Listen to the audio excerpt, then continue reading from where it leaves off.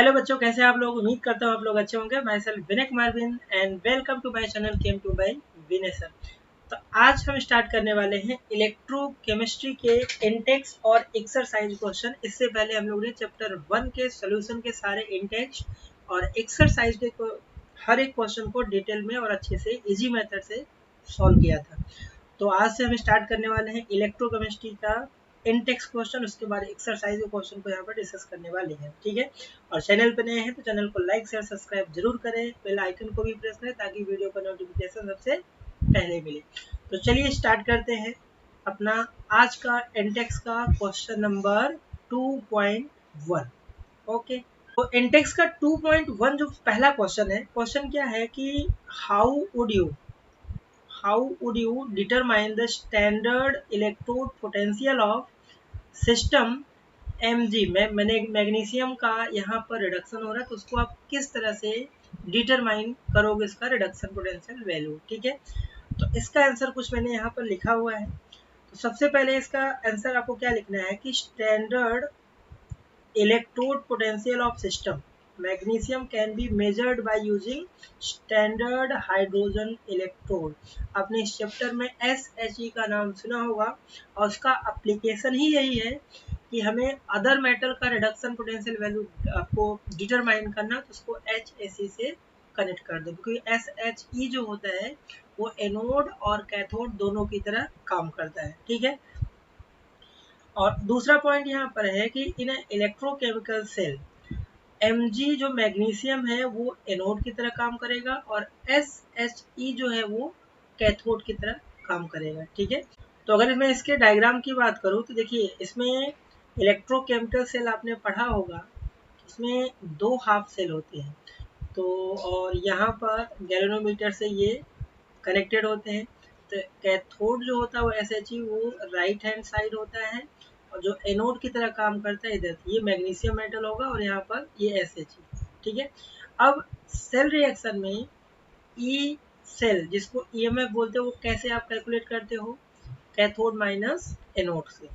तो यहाँ पर इसका अगर मैं रिएक्शन लिखूं तो रिएक्शन क्या होगा? देखिए, ई सेल इक्वल टू होगा, और कैथोड यहाँ पर कौन है? SHE। तो SHE का जो रिडक्शन पोटेंशियल वैल्यू होता है वो 0 होता है, माइनस यहाँ पर रिडक्शन किसका होगा? मैग्नीशियम मेटल का। ठीक है, क्योंकि आपको याद रखना होगा SHE का जो RP वैल्यू होता है वो 0 वोल्ट होता है ना, इसीलिए किसी भी अदर सेल का करना है तो वो इसी से कनेक्ट करा दो। तो इसमें जो गैल्वेनोमीटर में रीडिंग आएगा वो उसी मेटल का आएगा। तो जब गैल्वेनोमीटर से इसे कनेक्ट करा तो इसका जो आपको रीडिंग देखने को मिला मैग्नीशियम का, वो रीडिंग जो आया वो आया यहाँ से 2.36 वोल्ट इक्वल टू 0 माइनस और यहाँ से मैग्नीशियम मेटल। तो यहाँ से क्या करोगे? मैग्नीशियम का रिडक्शन पोटेंशियल जो वैल्यू आएगा वो ई सेल के ही बराबर होगा, और साइन यहाँ पर क्या हो जाएगा? अपोजिट। इसका जो वैल्यू आएगा -2.36 वोल्ट। ओके, आपको मतलब इसमें जो SHE जो होगा कैथोड वो उसका रिडक्शन पोटेंशियल वैल्यू 0 होता है, जो ई सेल की रीडिंग आएगा वही साइन अपोजिट हो जाएगा, जिसका रिडक्शन पोटेंशियल वैल्यू आपका ई सेल के बराबर होगा।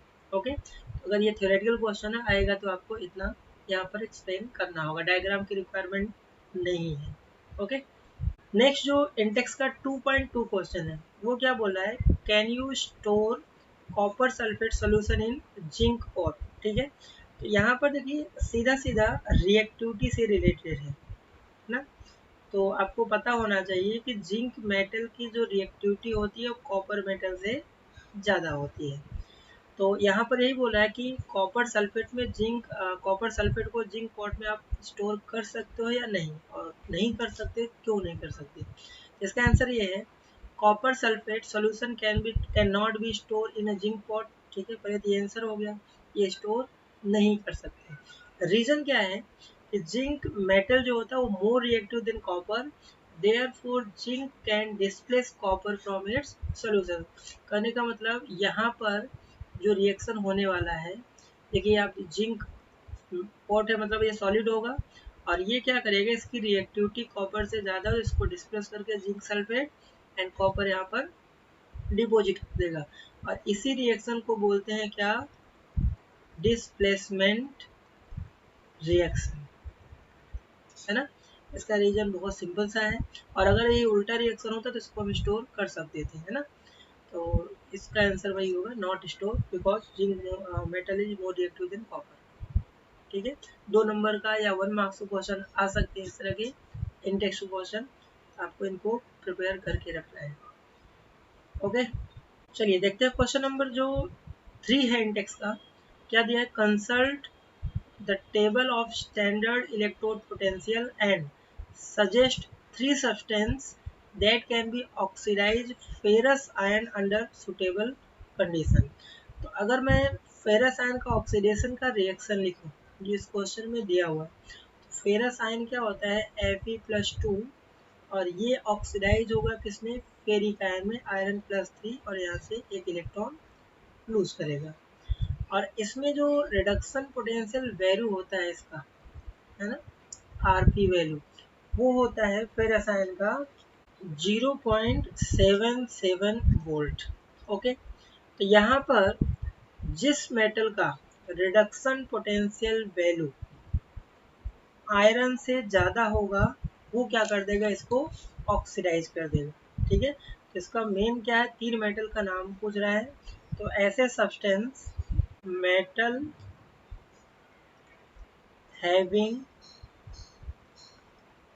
ठीक है, higher reduction potential value, higher reduction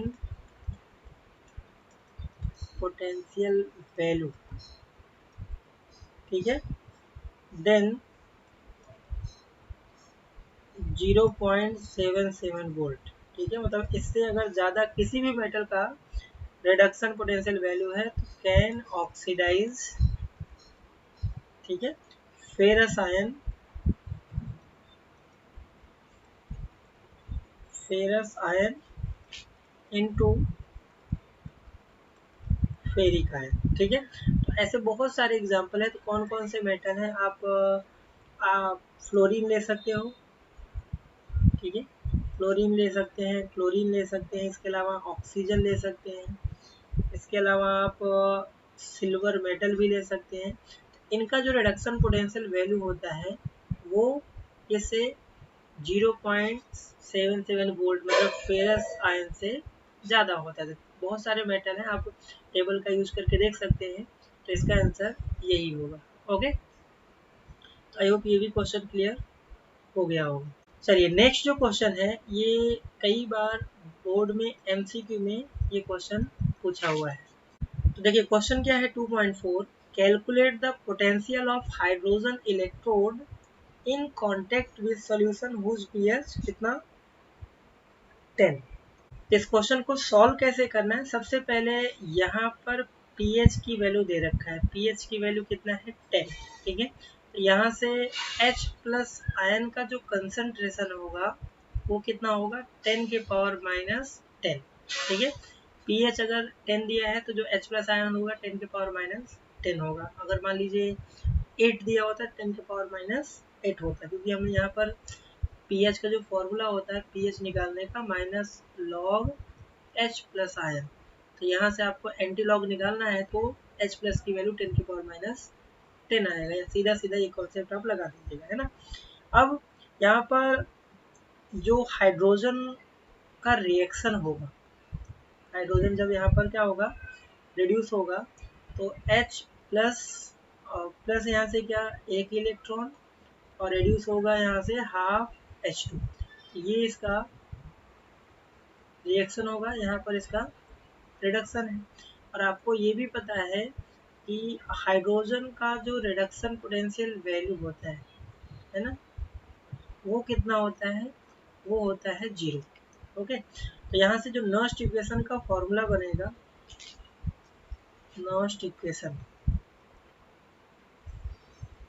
तो नॉस्ट इक्वेशन का फॉर्मूला होता है ई सेल इक्वल टू यहाँ से ई नॉट सेल, है ना, ई नॉट सेल माइनस 0.059 डिवाइड में n, और log यहाँ से 1 बाई यहाँ से क्या हो जाएगा h प्लस आर, है ना। ये इसका फॉर्मूला हुआ। अब क्या करना है, इसी को आपको सॉल्व करना है। तो ई सेल इक्वल टू इसका रिडक्शन पोटेंशियल वैल्यू कितना होता है 0 माइनस 0.059 और एन की वैल्यू यहाँ पर देखिए एक इलेक्ट्रॉन है तो 1 हो जाएगा। ओके, और यहाँ से log 1 by H plus ion का जो कंसंट्रेशन है कितना है 10 के पावर माइनस 10। अब आपको इसी को सॉल्व करना है। यहाँ से क्या होगा माइनस 0.059 डिवाइड में 1, और इसको जब सॉल्व करेंगे तो log 1 माइनस यहाँ से हो जाएगा log 10 के पावर माइनस 10, क्योंकि हमने यहाँ पर प्रॉपर्टी लगाया log x बाई वाई है, तो इसको हम लिख सकते हैं log x minus log y, यही हमने प्रॉपर्टी लगा दिया। अब इसको सॉल्व करेंगे तो माइनस 0.059 डिवाइड में 1 और log 1 की वैल्यू 0 और ये यहाँ पर 1 हो जाएगा तो प्लस का ये 10 हो जाएगा, है ना। इसको सिंप्लीफाई करेंगे तो माइनस 0.059 इंटू आ जाएगा 10, इसका जो आंसर बनेगा माइनस 0, ठीक है, माइनस 0.59 वोल्ट। तो फाइनल जो ई सेल आ रहा है इसका माइनस 0.59 वोल्ट, ये इसका फाइनल आंसर है। ठीक है, आई होप क्वेश्चन क्लियर हो गया। ये डायरेक्टली एमसीक्यू में भी आते हैं, ये इंटेक्स क्वेश्चन आ चुका है, इसका आंसर भी आप याद कर लीजिए। ई सेल की वैल्यू माइनस 0.59 वोल्ट यहाँ से बनेगा। ओके, तो चलिए बात करते हैं इंटेक्स क्वेश्चन 2.5 की। ठीक है, ये जो क्वेश्चन है ये 3 मार्क्स में बोर्ड में कई बार पूछा है और ऐसे क्वेश्चन आते हैं इंटेक्स और एक्सरसाइज में भी इस तरह क्वेश्चन गिवन है। तो क्वेश्चन क्या है, calculate the EMF of cell in which following reaction takes place. तो आपको एक रिएक्शन दे रखा है जिसमें निकल का यहाँ पर ऑक्सीडेशन हो रहा है और सिल्वर का रिडक्शन, तो इनका कंसंट्रेशन आपको क्वेश्चन में ऑलरेडी गिवन है और ई सेल की वैल्यू आपको 1.05 वोल्ट दिया हुआ है। ठीक है, तो सिंपल सा हमें यहाँ पर नर्स्ट इक्वेशन अप्लाई करना है। ओके, तो अगर मैं बात करूँ नर्स्ट इक्वेशन का फॉर्मूला क्या होता है, E cell E naught cell minus 0.059 divide में n log anode divide by cathode. Anode यहाँ पर क्या है Ni +2, इसी का ऑक्सीडेशन हो रहा है, और कैथोड यहाँ पर सिल्वर है, सिल्वर पे +1 चार्ज, कॉफिशिएंट कितना है 2, तो कॉफिशिएंट चला जाएगा इसके पावर। तो ये है नर्स्ट इक्वेशन का जो आपको रिएक्शन दिया है उसका फॉर्मूला। तो अब आपको क्या करना है, इसी में आपको सारी वैल्यू रखना है। ओके, तो चलिए वैल्यू रखते हैं। तो ई नॉट सेल की वैल्यू क्वेश्चन में ऑलरेडी आपको दिया है 1.05 माइनस 0.059, एन की वैल्यू देखिए, निकिल 2 इलेक्ट्रॉन लूज कर रहा है तो सिल्वर 2 इलेक्ट्रॉन गेन करेगा, ये G1 है तो बैलेंस करना पड़ेगा, यहाँ पर एन की वैल्यू 2, और लॉग Ni का कंसंट्रेशन दिया है कितना 0.16 वोल्ट और डिवाइड में सिल्वर का दिया है 0.002 और इसके पावर में हो जाएगा यहाँ पर 2। ओके, बाकी अब आपको ये लॉग वाला ही सिंप्लीफाई करना है ना। यहाँ से 1.05 माइनस इसको जब डिवाइड करेंगे तो आपका आएगा 0.0295, है ना। और यहाँ से लॉग इसको जब सिंप्लीफाई करेंगे डिवाइड करके तो यहाँ से आ जाएगा 40,000, है ना। ये पूरा सिंप्लीफाई करेंगे और बस इसको सॉल्व कर दीजिए तो 1.05 माइनस 0.0295 इंटू इसका जब लॉग निकालेंगे लॉग की वैल्यू आएगा 4.6021, है ना। इसको 1.05 माइनस इसको पूरा जब मल्टीप्लाई करेंगे तो वैल्यू आएगा 0.135। अब बस यहाँ से इसको सॉल्व कर लेंगे तो जो ई सेल बन रहा है वो आएगा 0.91 वोल्ट, और यही इसका फाइनल आंसर है। ओके, तो क्वेश्चन बहुत इजी था, बस ये जो लॉग वाला कॉन्सेप्ट है वही आपको सॉल्व करना है। नेक्स्ट क्वेश्चन 2.6, 2.7 एंड 2.8 क्वेश्चन के, ठीक है। चलिए देखते हैं इस क्वेश्चन को सॉल्व कैसे करना है। तो अपने को दो चीजें इसमें फाइंड करना है ना। तो सबसे पहले आपको निकालना है standard Gibbs energy. Standard Gibbs energy का फॉर्मूला होता है डेल्टा जी नॉट, और इसका फॉर्मूला होता है minus n F E naught cell, ठीक है। इलेक्ट्रोकेमिस्ट्री पढ़ा होगा तो ये फॉर्मूला आपने जरूर देखा होगा, है ना। तो अब यहाँ पर हमें क्या क्या चाहिए इसको निकालने के लिए। सबसे पहले F की वैल्यू, F क्या होता है, फैराड। तो 1 फैराड की वैल्यू होता है 96487 कूलम, ओके। और N की वैल्यू कैसे निकालते हैं हम, रिएक्शन को देखते हैं। यहाँ पर देखिए, आप देखेंगे तो आयरन जो है वो Fe+3+2 में जा रहा है, और इसको बैलेंस करेंगे तो N की वैल्यू जो आएगा 2 आएगा, क्योंकि आयोडाइड कन्वर्ट हो रहा है I2 में, तो ये 2 इलेक्ट्रॉन क्या करेगा, लूज करेगा। तो N की वैल्यू यहाँ पर हो जाएगा 2। इसके अलावा क्वेश्चन में ई नॉट सेल की वैल्यू ऑलरेडी दे रखा है 0.236 वोल्ट, बस यहाँ पर आपको वैल्यू पुटअप करके और इसका आंसर आपको मिल जाएगा। तो -2 इंटू 1 फैराड की वैल्यू है 96487, चाहो तो आप 96500 कूलम भी ले सकते हो अप्रोक्स में, ये एग्जैक्ट वैल्यू है, इंटू 0.236, है ना। तो यहाँ से इसको जब सॉल्व करेंगे तो आपकी जो वैल्यू आएगी, मल्टीप्लाई करेंगे तो आएगा -4551 पॉइंट, है ना, 864 जूल आएगा, है ना, जूल पर मोल। तो ये हुआ डेल्टा जी की वैल्यू। अगर इसको आंसर आपको किलो जूल में निकालना है तो 1000 से डिवाइड करेंगे, तो 1000 डिवाइड करने पाएगा -45.541, है ना, ये हो जाएगा आंसर किलो जूल पर मोल में। तो हमें जो डेल्टा जी की वैल्यू निकालना था, गिब्स फ्री एनर्जी, वो आपका यहाँ से आ चुका है ना। ये जो क्वेश्चन है बोर्ड में 3 मार्क्स से बन सकता है। तो मेन इसमें जो पॉइंट था एन की वैल्यू निकालना। अब हम बात करते हैं यहाँ पर इक्विलिब्रियम कांस्टेंट आप कैसे निकालोगे। यहाँ पर जो इक्विलिब्रियम कांस्टेंट का रिलेशन होता है डेल्टा जी से, तो उसका एक और रिलेशन होता है गिब्स फ्री एनर्जी का, तो होता है -2.303 RT और log Kc। ये भी फॉर्मूला आपने इलेक्ट्रोकेमिस्ट्री में देखा होगा। अब डेल्टा जी की वैल्यू हमने निकाल लिया है, और Kc की वैल्यू आपको निकालना है ना। तो हमें निकालना है log Kc की वैल्यू। तो पहले आप log Kc को एक साइड कर लीजिए, बाकी सब वैल्यू को करेंगे तो यहाँ से कितना आएगा, माइनस डेल्टा जी स्टार और डिवाइड में आ जाएगा 2.303। आर की वैल्यू जो आपको लेनी है वो एनर्जी से रिलेटेड है, 8.314, है ना, ये आपको जूल होता है, जूल पर केल्विन पर मोल। आर की वैल्यू एनर्जी है इसलिए आपको ये लेना पड़ेगा।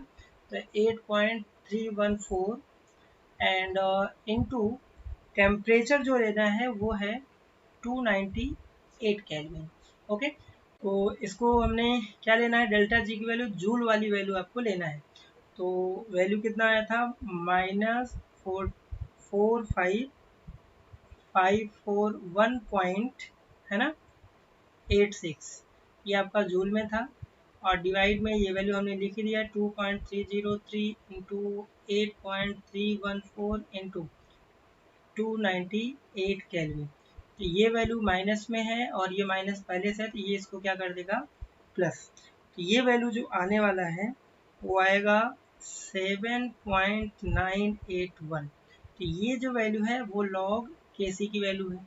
हमें Kc निकालना है तो आपको क्या करना है, इसका एंटी लॉग आपको निकालना है। एंटी लॉग निकालना है 7.981 का एंटी लॉग आपको निकालना है। और अगर आपके बोर्ड में कैलकुलेटर अलाउ है, जैसे GSEB बोर्ड में कैलकुलेटर अलाउ है, तो आपको इसका एंटी लॉग कैसे निकालना है वो स्टेप क्लियर होना चाहिए। नहीं चाहिए, अगर आपको एंटी लॉग नहीं पता सिंपल कैलकुलेटर्स कैसे निकालते, तो मैं आपको उसका वीडियो का लिंक डिस्क्रिप्शन में दे दूंगा और आपको आई बटन में भी मिल जाएगा, ठीक है। तो वहाँ से आप देख सकते हैं। इसका जब एंटी लॉग निकालेंगे तो आता है 9.57 इंटू 10 के पावर यहाँ से आ जाएगा 7 के की वैल्यू हो जाएगी। फाइनल जो आंसर आया के सी इक्वल टू 9.57 इंटू 10 के पावर 7, तो ये इसका एंटी लॉग हो गया, ठीक है। आई होप क्वेश्चन ये क्लियर हो गया होगा, सिंपल सा आपको फॉर्मूला लगाना था। तो चलिए नेक्स्ट जो क्वेश्चन है, क्वेश्चन नंबर 2.7 इंडेक्स का इलेक्ट्रोकेमिस्ट्री का, why does conductivity of solution decrease with dilution, ठीक है। डाइल्यूशन का मतलब अगर हमारे पास कोई इलेक्ट्रोलाइटिक सोल्यूशन है और उसमें अगर वाटर ऐड करते हैं तो उसकी कंडक्टिविटी डिक्रीज क्यों होती है, इसका रीजन आपको बताना है, ठीक है। तो इसका आंसर क्या होगा, देखिए सबसे पहले कंडक्टिविटी को डिफाइन करिए, ज़्यादा से ज़्यादा 2 नंबर में आ सकता है। तो कंडक्टिविटी का डेफिनेशन क्या होता है, the conductivity of solution is the conductance of ions present in पर यूनिट वॉल्यूम ऑफ सोल्यूशन, ठीक है, कि पर यूनिट वॉल्यूम में कितना आयंस उस सोल्यूशन में प्रेजेंट है उसी को बोला जाता है कंडक्टिविटी, ठीक है। तो अब दूसरी चीज है, इसमें जो क्वेश्चन पूछा है ऑन डाइल्यूशन का मीन्स होता है एडिंग ऑफ वाटर, सबसे पहले तो ये क्लियर होना चाहिए। तो इससे होगा क्या, द नंबर ऑफ आयंस पर यूनिट वॉल्यूम जो होता है वो डिक्रीज हो जाता है, क्योंकि वहाँ पर जो सॉल्यूट पार्टिकल है इलेक्ट्रोलाइट वो तो सेम है, उसमें वाटर ऐड करेंगे तो वॉल्यूम क्या होता है, डिक्रीज हो जाता है, पर यूनिट वॉल्यूम में नंबर ऑफ आयंस। इससे क्या होगा, as result conductivity of solution decreases with dilution. तो आपका मेन आंसर यही है, because number of ion per unit volume होता है डिक्रीज ऑन डाइल्यूशन से, दैट्स वाई कंडक्टिविटी क्या होती है सोल्यूशन की, डिक्रीज हो जाती है। बहुत ही सिंपल तरीके से मैंने इसका आंसर लिखा है, बोर्ड में अगर आ गया तो आपको यही आंसर निकलेंगे तो डेफिनेटली आपको यहाँ से फुल मार्क्स मिलने वाले, ओके। तो चलिए नेक्स्ट जो क्वेश्चन है, क्वेश्चन नंबर 2.8, तो इसमें क्वेश्चन में क्या दिया है, suggest a way to determine the limiting molar conductivity of water, ठीक है। तो आपको किस मेथड से आप limiting molar conductivity of water determine करेंगे उसी का आपको यहाँ पर एक्सप्लेनेशन देना है। तो सबसे पहले the value of limiting molar conductivity of water can be determined by applying Kohlrausch law, बहुत इंपॉर्टेंट है, ये बोर्ड में भी इसका स्टेटमेंट लिखने के लिए आता है, कोलराउस लॉ क्या होता है। तो इसका जो स्टेटमेंट है, ठीक है, जो दिया हुआ है एनसीईआरटी में, क्या होता है, limiting molar conductivity of an electrolyte can be represented as sum of the individual contribution of anion and cation of an electrolyte. That means किसी भी इलेक्ट्रोलाइट का जो लिमिटिंग मोलर कंडक्टिविटी निकालते हैं वो इक्वल होता है उसी के आयंस के लिमिटिंग मोलर कंडक्टिविटी के सम के बराबर होता है, ठीक है। तो यहाँ पर अगर मैं वाटर की बात करूँ, है ना, तो वाटर का लिमिटिंग मोलर कंडक्टिविटी आपसे पूछ रहा है, तो limiting molar conductivity of water को अगर आप रिप्रेजेंट करो तो वाटर ब्रेक होता है किसमें, H प्लस और OH माइनस में, तो इसका सिंबल क्या हो जाएगा, ionic molar conductivity of H plus ion, है ना, और प्लस यहाँ पर ionic limiting molar conductivity of hydroxide ion, ठीक है। तो ये तो हो गया वाटर का जो लिमिटिंग मोलर कंडक्टिविटी को रिप्रेजेंट करने का तरीका, क्योंकि वाटर को आयनाइज करेंगे तो वाटर H प्लस और OH माइनस आयन में ब्रेक होगा, ठीक है। अब इसको कैलकुलेट करने के तरीके है, या तो आपको इनका H प्लस का और OH माइनस का लिमिटिंग आयनिक मोलर कंडक्टिविटी गिवन है तो इनको प्लस कर दीजिए, निकल जाएगा। अदरवाइज आपको कुछ इलेक्ट्रोलाइट लेके इसको कैलकुलेट कर सकते हैं, ठीक है।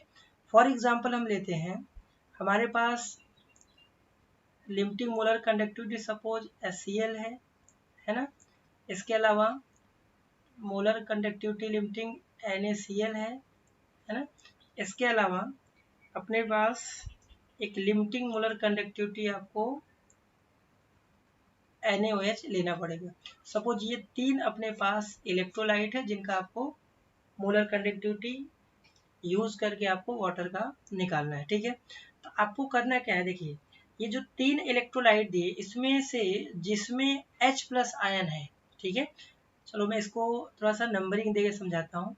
सपोज ये है फर्स्ट, ये है सेकेंड और ये है थर्ड। ओके, आपको करना क्या है कि इसमें ऐसे इलेक्ट्रोलाइट जिसमें H+ आयन है,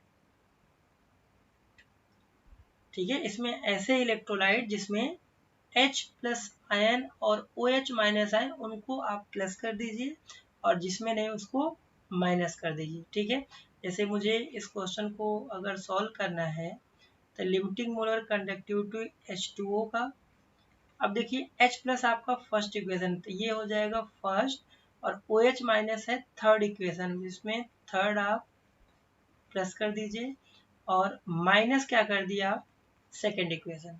तो आपका सब कुछ कैंसिल आउट होकर सिर्फ ये वाले आयंस बचेंगे। तो चलिए मैं इसको सिंप्लीफाई कर दिखाता हूँ।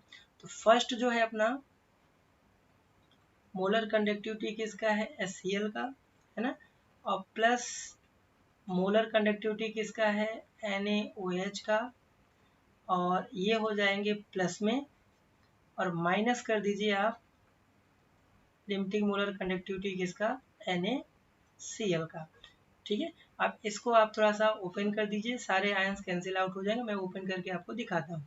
तो HCl को जब आप ओपन करोगे तो इसमें क्या आएगा, H प्लस आयनिक मोलर कंडक्टिविटी का Cl- का, प्लस आयनिक NaCl कैसे ब्रेक होगा, Na+ का, और प्लस आयनिक कंडक्टिविटी होगा किसका, Cl- का, और माइनस होगा यहाँ से आयनिक कंडक्टिविटी किसका, Na+ का, और फिर माइनस होगा यहाँ पर Cl- का, है ना।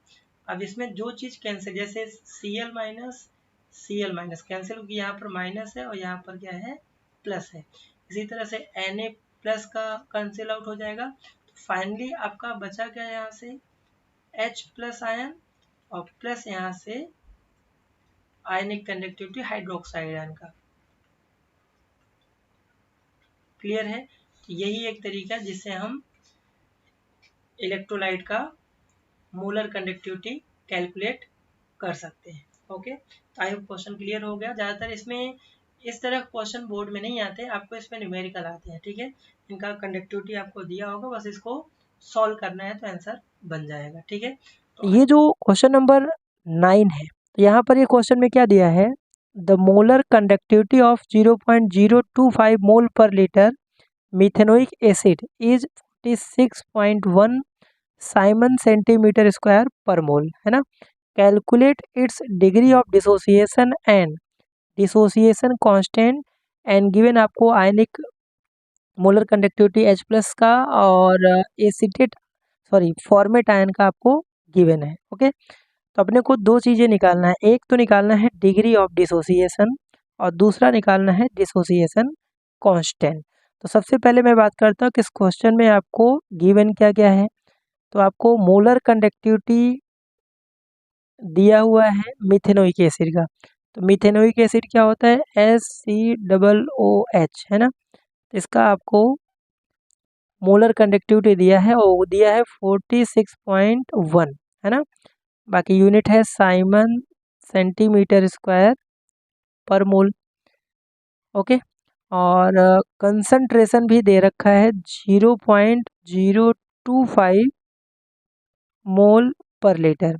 इसके अलावा आपको आयनिक कंडक्टिविटी दिया है H+ आयन का 349.6 साइमन सेंटीमीटर स्क्वायर पर मोल, और सिमिलरली आपको फॉर्मेट जो आयन है SCOO-, इसका भी आपको आयनिक कंडक्टिविटी दे रखा है कितना, 54.6 साइमन सेंटीमीटर स्क्वायर पर मोल।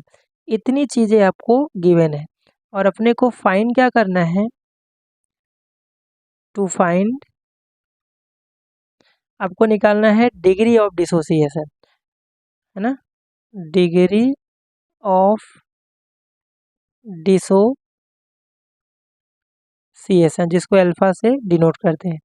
ये हुआ पहला जो निकालना है, और दूसरा आपको निकालना है डिसोसिएशन कांस्टेंट। है ना। दैट मीन्स के की वैल्यू आपको यहाँ से निकालना है। तो आई होप क्वेश्चन तो क्लियर हो गया होगा, है ना। अब इसको सॉल्व करते हैं। सबसे पहले मैं बात करता हूँ फर्स्ट में, डिग्री ऑफ डिसोसिएशन जो अल्फा निकालते हैं वो होता है मोलर कंडक्टिविटी, और डिवाइड में होता है यहाँ से limiting molar conductivity formic acid का। अब ये क्वेश्चन में ऑलरेडी गिवन है, ये अपने को निकालना है ना। तो ये कैसे निकालेंगे, तो आप कोलराउस लॉ लगाएंगे, फॉर्मेट आयन जो होता है फॉर्मिक एसिड, है ना। तो ये क्या आएंगे, आयनिक कंडक्टिविटी H+ आयन, और प्लस यहाँ से आयनिक कंडक्टिविटी हो जाएगा SCOO-। तो ये दोनों वैल्यू आपको क्वेश्चन में दिया है 349.6 और प्लस हो जाएगा 54.6। तो यहाँ से इसको सॉल्व करेंगे तो आएगा 404.2। ठीक है, तो ये आपका आ गया लिमिटिंग मोलर कंडक्टिविटी, और यहीं पे यहाँ पर फॉर्मूले में, इस फॉर्मूले में आप रख दीजिए, क्योंकि ऊपर का जो मोलर कंडक्टिविटी ऑलरेडी क्वेश्चन में गिवन है। तो यहाँ से सॉल्व करेंगे तो 46.1 और डिवाइड में 404.2, इसको जब सॉल्व करेंगे तो आएगा 0.114। ठीक है, तो अल्फा की वैल्यू जो डिग्री ऑफ डिसोसिएशन है 0.114, ये इसका फर्स्ट का फाइनल आंसर है। ओके, अब हमें निकालना है के की वैल्यू। ठीक है, अब के जो है जिसको बोलते हो आप डिसोसिएशन कांस्टेंट। अब के निकालने के लिए क्या चाहिए, इसमें जो सेकंड है के वैल्यू निकालना है, के का जो फॉर्मूला होता है वो होता है C⁴ और 1 माइनस अल्फा। आप न्यूमेरिकल में फॉर्मूला ज़रूर लिखा करिए, क्योंकि फॉर्मूले के मार्क्स बोर्ड में आपको मिलते हैं। ओके, तो के वैल्यू होगा, सी की वैल्यू जो दिया है क्वेश्चन में वो दिया है 0.025, और अल्फा की वैल्यू हमने निकाला 0.114, और इसका हो जाएगा स्क्वायर, और डिवाइड में 1 माइनस 0.114। बस इसी को आप सॉल्व कर देंगे। तो सॉल्व करेंगे तो यहाँ से के की जो वैल्यू बन रहा है वो आएगा 3.67 इंटू 10 के पावर आ जाएगा -4, और हो जाएगा ये मोल पर लीटर। ओके, तो यही इसका फाइनल आंसर है। तो सिंपल से यहाँ पर फॉर्मूला आपको लगाना था, और पहले आप अल्फ़ा निकालेंगे, देन आपको उसको दूसरे जो फॉर्मूला है उसमें पुटअप कर देंगे, तो आंसर यहाँ पर मिल जाएगा। ओके, आई होप क्वेश्चन ये क्लियर हो गया होगा। तो चलिए बात करते हैं इंडेक्स क्वेश्चन 2.10 की। तो क्वेश्चन में क्या दिया है, if the current of 0.5 ampere flow through the metallic wire for 2 hour, then how many electron would be pass through the wire, है ना। तो यहाँ पर सबसे पहले गिवन क्या क्या है वो आप ज़रूर लिखा करिए। तो आपको आई की वैल्यू दे रखा है 0.5 एम्पियर। ओके, टाइम आपको दे रखा है कितना, 2 आवर, और टाइम को हमेशा आप सेकेंड में निकाल लीजिए। तो 2 इंटू 60 इंटू क्या हो जाएगा 60। ठीक है, तो यहाँ से कितना आ जाएगा 7200, इतना सेकेंड आपका टाइम आ जाएगा। अब यहाँ से आप क्यू निकाल लीजिए, क्यू इक्वल टू क्या होता है आई टी। आई की वैल्यू है 0.5 इंटू टाइम जो है 7200। यहाँ से जब पूरा मल्टीप्लाई करेंगे, है ना, तो आएगा 3600। ठीक है, 3600 कूलम आ जाएगा क्यू की वैल्यू। अब हमें यहाँ पर निकालना है हाउ मेनी इलेक्ट्रॉन। तो एक चीज़ आपको पता होना चाहिए, ठीक है, 1 फैराड की जो वैल्यू होती है 96487 कूलम।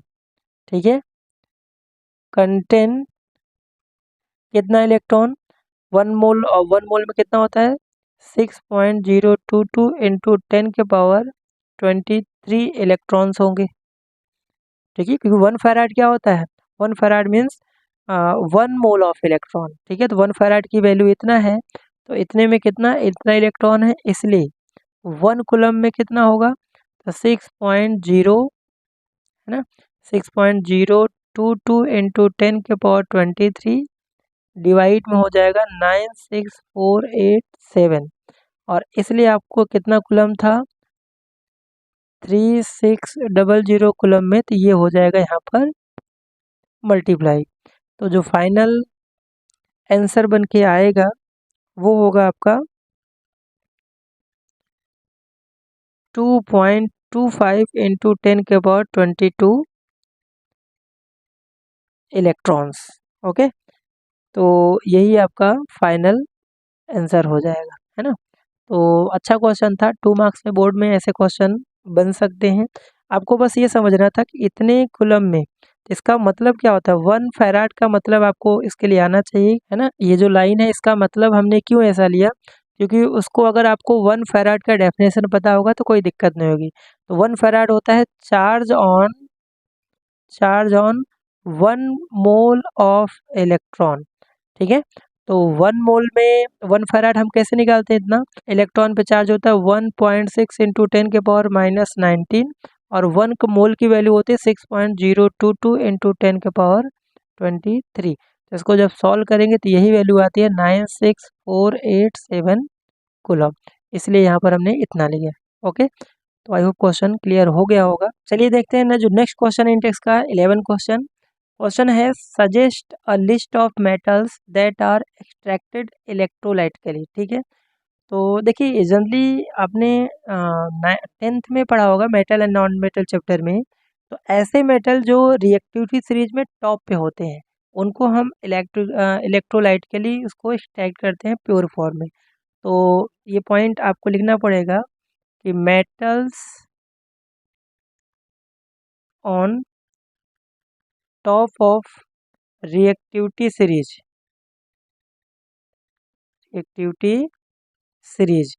ठीक है, एक्सट्रैक्ट इलेक्ट्रोलाइटिकली, ठीक है, इलेक्ट्रोलाइटिकली।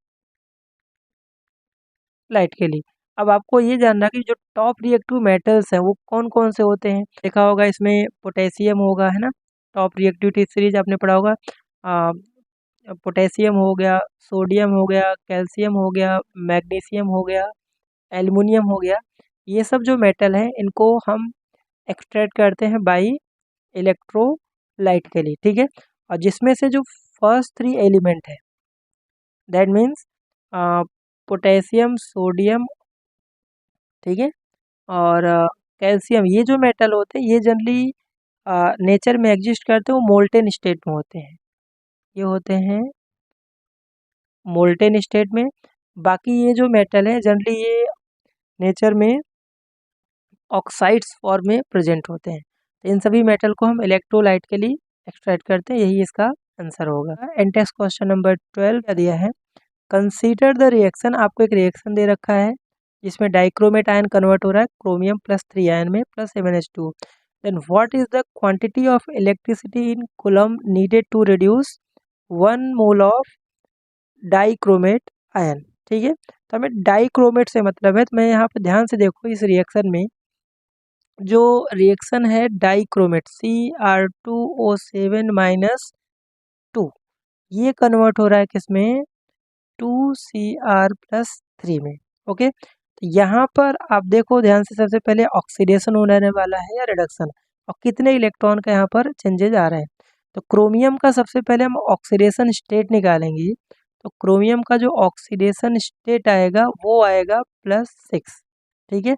वो कैसे निकाला, इसमें क्रोमियम का निकालना है तो क्रोमियम को आप x मान लिए, तो 2x माइनस ऑक्सीजन का कितना होता है -2, तो -14 इक्वल टू -2 आ जाएगा। तो x की वैल्यू यहाँ पर आएगा +6, तो क्रोमियम का ऑक्सीडेशन स्टेट कितना आ रहा है +6। अब यहाँ पर चेंजेस क्या, क्रोमियम +6 से कन्वर्ट हो रहा है किसमें +3 में, तो यहाँ चेंजेस 3 इलेक्ट्रॉन यहाँ से क्या हो रहे हैं रिड्यूस हो रहा है, तो दैट मीन्स यहाँ पर क्या हो रहा है रिडक्शन। अब एक क्रोमियम में 3 का चेंज आ रहा है और यहाँ पर यूनिट कितना है क्रोमियम 2 है, 2 इंटू यहाँ से 3 हो जाएगा, मतलब यहाँ पर 6 इलेक्ट्रॉन का चेंजेस आ रहा है। ओके, तो इसमें आंसर क्या होगा यहाँ से 6 फैराड। अब 6 फैराड को आप चेंज करोगे कूलम में, तो 6 इंटू 1 फैराड की वैल्यू कितना होता है 96487 कूलम। इसको सिंप्लीफाई करेंगे तो आंसर आएगा 578922 कूलॉम, और यही इसका फाइनल आंसर है। ठीक है, तो सिंपल से इसमें आपको इलेक्ट्रॉन देखना था, कितने इलेक्ट्रॉन का यहाँ पर रिडक्शन चेंजेस हो रहे हैं, तो उतना ही फैराड होगा, 1 फैराड की वैल्यू है, तो आपका आंसर कूलम में आ जाएगा। ओके, तो ज़्यादातर इसमें एमसीक्यू क्वेश्चन आते हैं इस तरह के, तो आपको फैराड में या तो आंसर दिया होगा या तो कॉलम में दिया होगा। क्वेश्चन नंबर 13 क्या है? Write the chemistry of recharging of lead storage battery, highlight the all material that are involve during a reaction. जैसा कि आपको पता है कि लीड स्टोरेज जो बैटरी होता है वो सेकेंडरी बैटरी का एग्जाम्पल है। ठीक है, सेकेंडरी सेल आप बोल सकते हो, और सेकेंडरी बैटरी होता है क्या है, जो चार्जेबल होता है। ठीक है, जिसको हम डिस्चार्ज होने के बाद उसको हम चार्ज करके यूज कर सकते हैं, जैसे मोबाइल की बैटरी होती है। ठीक है, तो उसमें दो एग्जाम्पल एनसीईआरटी में दिया है, निकल लीड स्टोरेज सेल एंड दूसरा है निकल कैडमियम स्टोरेज बैटरी। तो इसमें हमें लीड स्टोरेज का रिचार्जिंग रिएक्शन दिया हुआ है, बुक में जो दिया है वो डिस्चार्जिंग रिएक्शन दिया है। आपको रिचार्जिंग रिएक्शन कैसे लिखना है? अगर आपको डिस्चार्जिंग रिएक्शन पता है तो उसको रिएक्शन को रिवर्स कर देना और एनोड को कैथोड और कैथोड को एनोड कर देना। ठीक है, तो आंसर क्या है? On charging the battery reaction reverse हो जाएगा। चार्जिंग रिचार्जिंग हमने यहाँ पर रिएक्शन लिखा हुआ जब बैटरी आप चार्ज करते हो। तो एनोड का रिएक्शन क्या होगा? देखिए, lead sulphate solid plus H2O liquid, तो यहाँ से लीड ऑक्साइड बनाएगा और सल्फेट आयन और 4H प्लस और 2 इलेक्ट्रॉन यहाँ से रिड्यूस करेगा। और कैथोड का रिएक्शन होगा lead sulphate solid plus 2 electron और यहाँ से लीड प्लस सल्फेट आयन। ठीक है, तो ये आपका एनोड कैथोड का रिचार्जिंग रिएक्शन हो गया। अगर मैं ओवरऑल रिएक्शन की बात करूँ, ठीक है, ओवरऑल सेल रिएक्शन की बात करूँ, दोनों को आप क्या कर देना, प्लस कर देना। तो दोनों को प्लस करोगे तो ये बन जाएगा 2 PbSO4 सॉलिड, और ये इलेक्ट्रॉन इससे कैंसिल आउट हो जाएगा, प्लस यहाँ से बनेगा H2O, और ये हो गया रिएक्टेंट। प्रोडक्ट साइड में बनेगा Pb प्लस PbO2 और प्लस यहाँ से 2 मॉलिक्यूल यहाँ से H2SO4 का फॉर्मेशन करेगा। तो ये जो हमने रिएक्शन लिखा वो आपका ओवरऑल सेल रिएक्शन है। और एनोड कैथोड का पता है, तो दोनों को सम कर दीजिए, इलेक्ट्रॉन कैंसिल आउट, आपका रिएक्शन बन जाएगा।